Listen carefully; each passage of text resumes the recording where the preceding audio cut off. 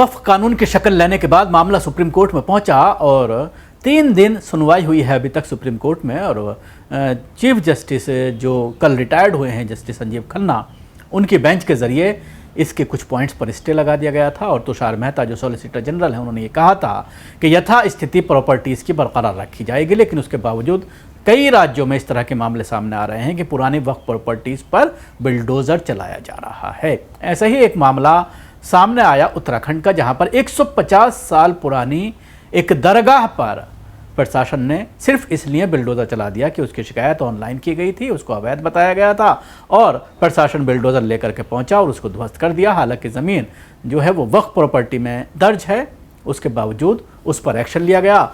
इस पूरे मामले को लेकर आज सुप्रीम कोर्ट में सुनवाई हो और सुप्रीम कोर्ट ने उत्तराखंड सरकार के अधिकारियों को नोटिस जारी किया है और इस पर जवाब मांगा है।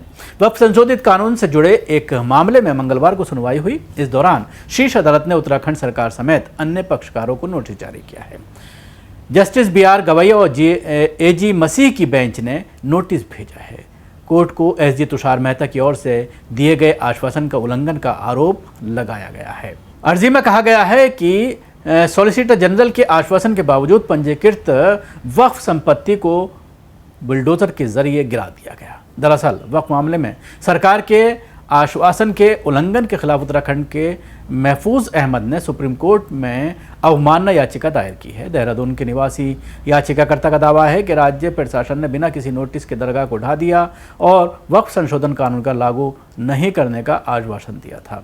सुप्रीम कोर्ट में यह अवमानना मामला दरगाह हजरत कमाल शाह दरगाह को 25 अप्रैल की देर रात बिना किसी नोटिस के ध्वस्त करने को लेकर है। याचिका में कहा गया है कि दरगाह हजरत कमाल शाह को वर्ष 1982 में सुन्नी सेंट्रल वक्फ बोर्ड उत्तर प्रदेश लखनऊ के साथ संपत्ति में इसको पंजीकृत किया गया था और उसके साथ ही संपत्ति संख्या 55 देहरादून के रूप में ये पंजीकृत था। CM पोर्टल पर यह शिकायत के आधार पर कार्रवाई हुई है। याचिकाकर्ता का कहना है कि कथित कार्रवाई मुख्यमंत्री के पोर्टल पर की गई एक तुच्छ शिकायत के आधार पर की गई थी। उन्होंने एक मीडिया रिपोर्ट का हवाला दिया जिसमें अनुसार उत्तराखंड के CM पुष्कर सिंह धामी ने कहा था कि राज्य सरकार उत्तराखंड में पंजीकृत 5700 वक्फ संपत्तियों की व्यापक जांच करेगी ताकि अतिक्रमण की पहचान की जा सके और उल्लंघन पाए जाने पर सख्त कार्रवाई सुनिश्चित की जा सके।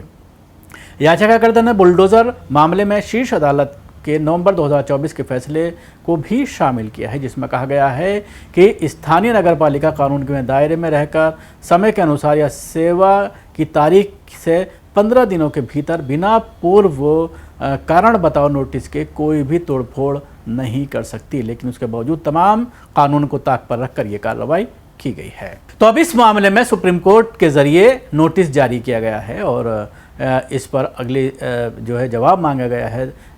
सॉलिसिटर जनरल तुषार मेहता जिन्होंने आश्वासन दिया था उनको भी नोटिस जारी किया गया है और उसके साथ ही जो अधिकारी हैं देहरादून के जिन्होंने इस पर बिल्डोजर चलाया है उनको भी नोटिस जारी किया गया है। और ये सवाल किया गया है कि क्यों ना आप लोगों पर जो है वो कोर्ट की अवमानना का केस चलाया जाए और आश्वासन के बावजूद किस तरह से एक इतनी कदीमी दरगाह पर बिल्डोजर चला दिया गया।